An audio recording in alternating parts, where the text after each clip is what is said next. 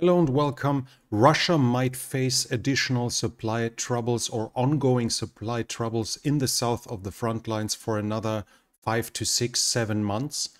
And is Russia currently taking back the initiative? This and more in this situation report.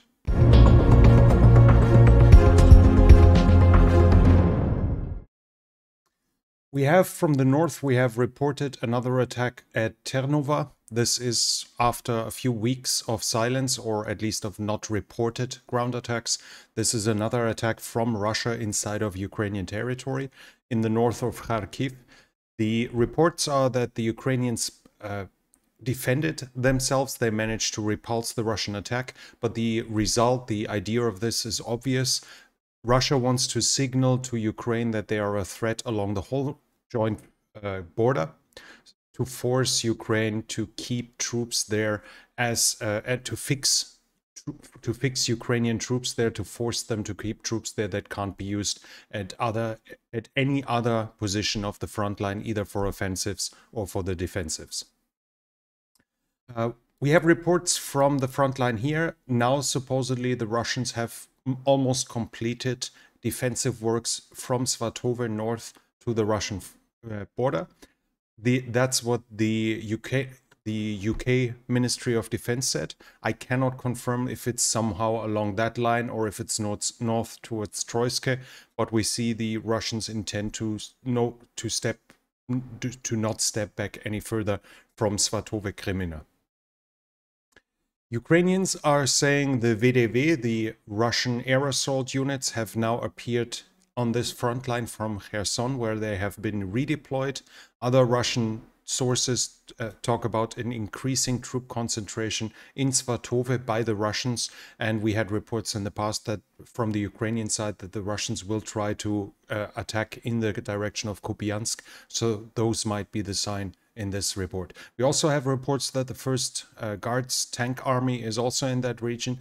The standard complement of it is 25,000 men, but it has suffered heavy losses in the past offensives here and in the defeat between Izium and Kupiansk.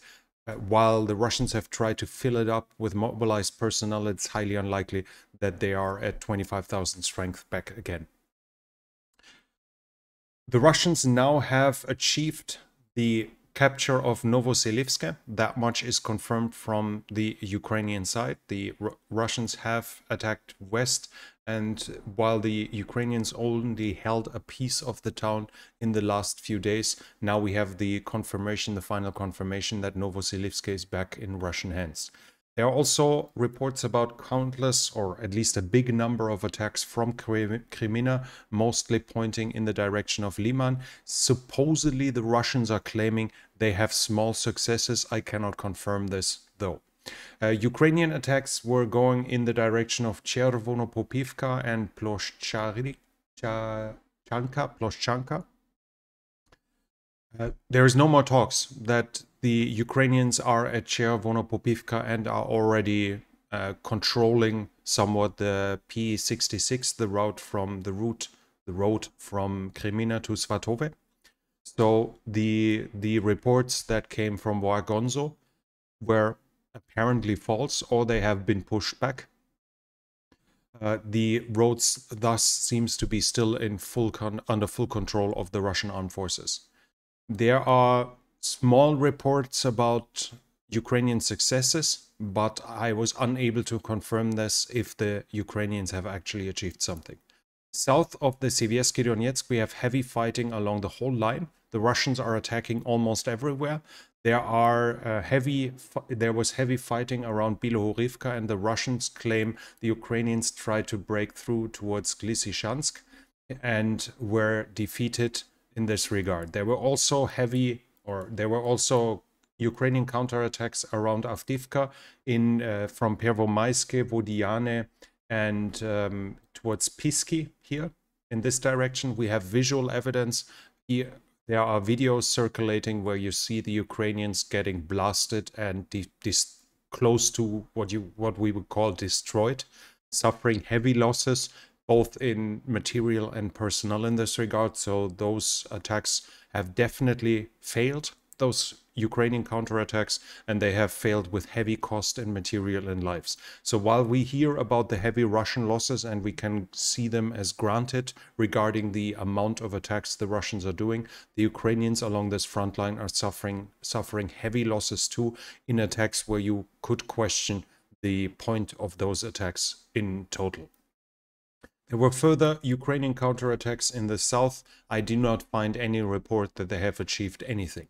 Around Bakhmut, there are some reports about further Russian advances. Nothing that I can confirm so far. So the situation is critical, but not dramatic yet, if that makes sense. So Bakhmut is being pushed from the north and from the south. The Russians try to encircle it, but they're far from it as of now, unless the Ukrainian front line would suddenly collapse. But they keep making advances at week per week, maybe not every day, but they keep making advances. In the south, we have reports the Ukrainians are claiming that the Russians have brought new Grad missile systems onto the into the buildings and onto the area of the Zaporizhzhia nuclear power plant, which is here. Grad is the BM-21. That's a short-range missiles rocket system that was used in the past, for instance, to shell Nikopol. We had visual confirmation of the Russians using it from the nuclear power plant, which would be a clear war crime and a violation of the Geneva Convention. We have reports from the Dnipro. The Russians have shelled some of the islands here in the Dnipro estuary, I think is the word. There are reports that the Ukrainians probably have occupied a few of the islands. One or a few, it's completely uncertain. We don't have full confirmation yet, but it seems that the Ukrainians are trying to take hold of some of the islands here that are currently seem to be not occupied by either side, or that are at least currently up for grabs. Other than that, along the whole front line in the south, we have reports about artillery fire and long-range missile attacks, or longer-range ones from the Russian side, mostly S-300, and obviously from the Ukrainian side, HIMARS is being used to bombard in the regions far behind the front line to do attacks there. From the Crimea, we have a report that over Sevastopol, the Russian air defense has shot down a drone. That seems to be confirmed. So the Ukrainians were once more sending a drone towards Sevastopol, where the important harbor is. And we have now a message from Russia that Putin himself now said when the Crimean bridge will be fully restored. And he said the road bridge of the Kerch will be fully operational in March 2021. The railroad until the middle of summer 2023. I think I have it here. Where was it? I saw it. I think he said July. In the past we had reports from different sites that it might take until the end of the year. It was sure in summer. I don't know. I somehow miss it right now. So the more or less he claims that at the middle of the summer the railroad lines will be fully operational again, and in March the road traffic. So this year, what we have seen, what some of you might have seen of him driving a Mercedes over the bridge, seems to have been some kind of information operation, claiming to show to instill trust of the Russian public and the truck drivers to use the bridge. But it was clearly not a sign that the bridge is fully operational again. The road bridge obviously is not in working fully. That means with both the railway and the road traffic facing troubles, that the whole southern front line, including Crimea, including more or less most of this here, still will face supply issues, especially once heavy fighting breaks out, where obviously the supply demand skyrockets. As the main supply line for the whole south was the railway line here, which is still facing trouble after the attack on the Kerch Bridge. We can thus expect for the coming 6-7 months that supply issues can be troublesome for the Russians in the south here. They can obviously try to supplement it with ships, with trucks, but the Russian logistics system is not fit to supplement trains, which are essential for their supply along the front line. So I said, as soon as heavy fighting breaks out, there should be a problematic supply situation for the Russians. When it comes to the mobilization, we have a report from BBC Russia that using open sources, they could identify 10,000 fallen Russian soldiers. Now, this doesn't mean that only 10,000 have fallen. It means that according to open sources within Russia, they could identify that at least 10,000 are dead. Out of those, 420 are mobilized. The rest was not. Most of the dead, the biggest amount of dead soldiers are coming from a few minority regions like Dagestan, Buryatia, Altai, and Bashkortostan, while only 54 of those 10,000 fallen soldiers are from Moscow. So it's 0.5% more or less that's coming from a city that's almost 10% of the whole population. But the important thing was, BBC says, looking at all the data and all the fallen, the number of losses that the Russians have suffered is more or less proportional to the ethnic spread of the population. So while Dagestan might have a heavy burden, other minorities seem to be less inflicted, less involved, and less affected by these losses in general. The anticipations, everything pointed towards the Russian doing a mobilization focusing purely on minorities, at least when it comes to the openly identified fallen. It doesn't seem to be the exact case like this. But what remains important is that the Muscovites are obviously clearly being spared, or there's a clear effort that is obviously among all the data we have there. We need to understand that it's from open source where the Russian government can manipulate by not allowing obituaries being posted, etc., etc. So according to this, it seems like Russia is not sparing ethnic Russians, but it seems to clearly be sparing Muscovites, so people from Moscow. The reason for that is, as we've said here a couple of times in the past, that the Russian saying is that Moscow and St. Petersburg are the only two places in Russia that count anything, that count. So the public unrest somewhere behind the Urals is far less of an issue for the Russian government than it is in Moscow. Thus, it makes perfect sense to try to spare the capital city, as unrest there would directly affect the government. And obviously, that's the region where the most influential people live. So sparing the region means the influential people are not getting affected, their companies do not get affected, etc. When it comes to the fallen, the BBC identified a high number of fallen officers and special forces. Some of them, like in total, the number of fallen officers identified were at least 15%. The special forces have suffered heavy, especially Spetsnaz, have suffered heavy losses.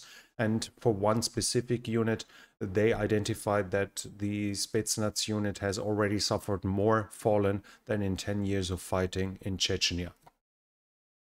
A Russian senator said in TV, when it comes to the mobilization, that Putin's word is as good as a law. There is no need for a law or decree to end the partial mobilization. Again, that is being shown as a symbol that no mobilization is coming, but it's also meaning that in case Putin would legally end the mobilization, the expectation is that he would legally be required to demobilize the mobilized men. So obviously he can't do that at this point. He himself, Putin, said that there's not going to be another mobilization, and he gave some numbers. According to him, the 300,000 that were mobilized, 150,000 of them are currently being trained within Russia, so half, and 77,000 are on the front line, while 73,000 are in the second or third line in use for territorial defense. The Russian Education Ministry was also saying that to defer from military service, by education. So far, if you go to university, you don't have to do your conscription. And he included the mobilization, supposedly included that deferment forward to students at university as well.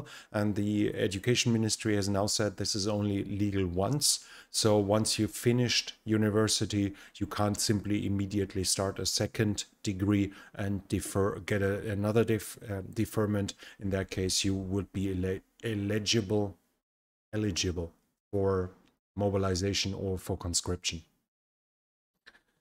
The GRU, so that's the Ukrainian military intelligence speaker, Andriy Yusov, said that the mobilization is continuing, and Russia, so he's directly contradicting the Russian government. He says the mobilization is continuing and Russia is preparing further and bigger waves of mobilization. He said the Russians are currently thinking about recruiting 17-year-old Ukrainians in the occupied territories.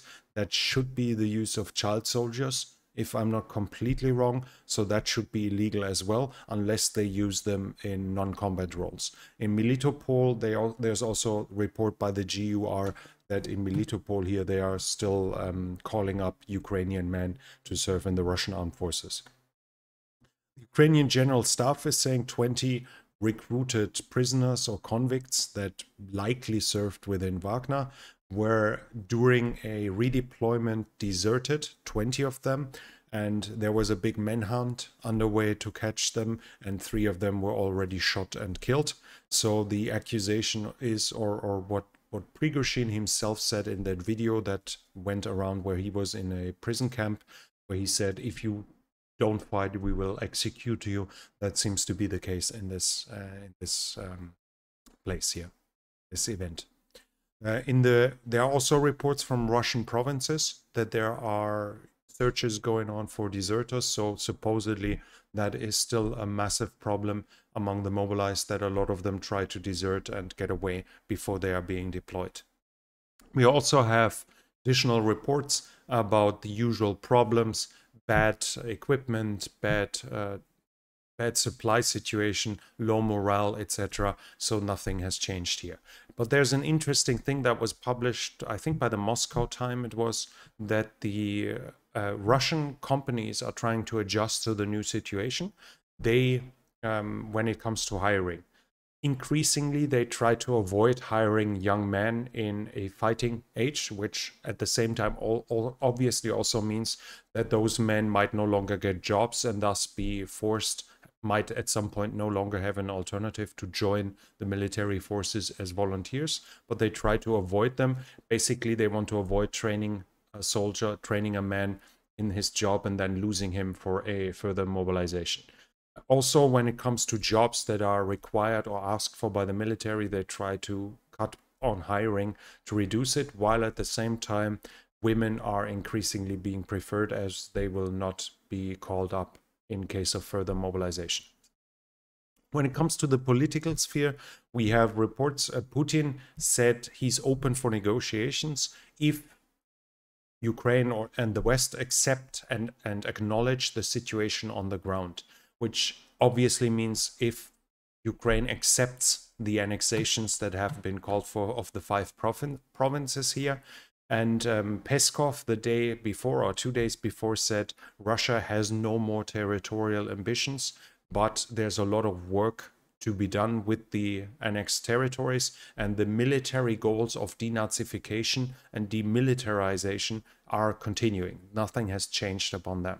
So that means Russia, according to Peskov, is still trying to get rid of the Kiev government, and the demilitarization obviously would mean that the clear war goal is to make sure that in case of a further war, Ukraine will never be able to resist like this again by simply gutting their armed forces, probably something close to a Versailles Treaty with upper limits and making sure that they can't build secret reserves and something like this.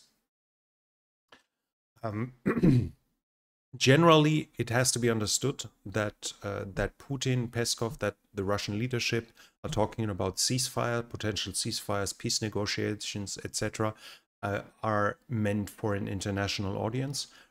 Putin made it clear several times that he keeps his maximalist goals, but by saying, hey, we can negotiate, and Ukraine refusing, they increasingly appear as the side that is preventing a peaceful solution of the war, as the parts of the public and obviously parts of the media as well ignore the fact that Russia basically does not really want a negotiation, they want a capitulation.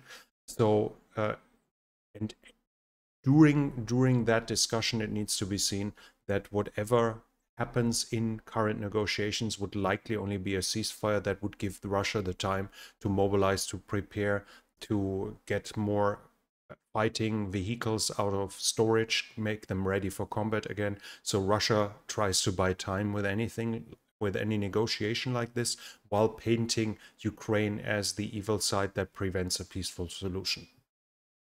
In the Duma, at the same time, there is a proposed new law that would punish financing into inducing, recruiting, training for, organizing, or engaging in sabotage activity with punishments up to life in prison. We have further reports about Ukrainian children being transported into Russia. As I said in the past, a lot of times the Ukrainians accuse the Russians of this being deportation that is aimed to basically steal the Ukrainian children or force the Ukrainian parents to follow their children and then be spread out in Russia for assimilation. And when it comes to assimilation, there are also reports that the Russians supposedly are bringing Ukrainians to are still, as they call it, evacuating adults as well, and they seem to be mostly being sent to the Caucasus, where the accusation stands that this is to alter the demographic setup of the Caucasus more in direction of a, in quotation mark, white population, so a Russian population, an ethnic Russian population, as the Russian government sees the Ukrainians as basically ethnic Russians. The from Russia, we have reports that Russia has by now handed out 300 Russian passports in the occupied territories, and they try to force Ukrainians by denying them aid, be it medical, be it financial aid, food aid, etc., to take on Russian passports, to force them to accept those. And we have a report here from the Ukrainian side that they have now documented 47,000 war crimes by the Russians, among them torture, rape, and murder, but not clear to which degree, obviously, torture, rape, and murder. When it comes to the international aid, the US government said Iran is receiving massive aid for its, or massive support for its aid of Russia inside of that war. Russia is going to hand over modern weapon systems and components in the future, and among those will be combat helicopters, air defense system, and they are speculating that already next year Iran might receive Sukhoi 35, the most modern Russian combat plane that is currently in active production, if you want to ignore the Su-57 that is more or less still in a kind of prototype pre-production phase. That was it for today. We have still just one short video about the Tupolev 141 that were converted into combat drones for those 2 attacks on the strategic bomber airports. And we have here a video that I found that on Twitter, which shows how they are started.